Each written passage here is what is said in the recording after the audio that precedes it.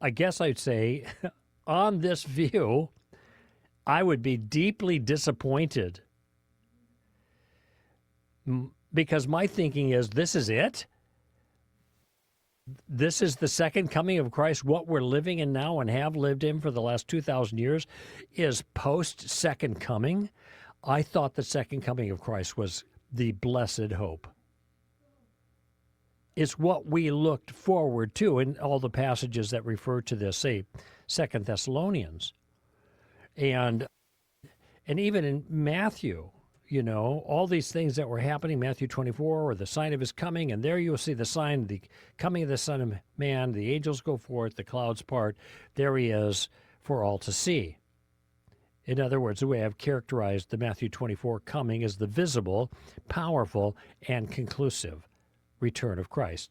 And conclusive is important because my take on that is that's the end. All right? And that's what the question was that the disciples asked in just the chapter before, or in that chapter. I'm going to Matthew 24 now. I didn't have it open. The question that they asked, when will these things be, and what will be the sign of your coming? He was sitting on the Mount of Olives, verse 3 of Matthew 24. The disciples came to him privately saying, tell us, when will these things happen? Talking about the destruction of the temple in particular, and what will be the sign of your coming and the end of the age. So there are actually three things in their request.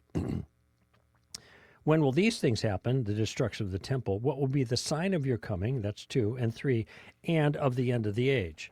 Now, the temptation is to think of all those being coterminous. They're all kind of, boom, they all happen together. But that isn't the case because we know the temple was destroyed in 70 A.D.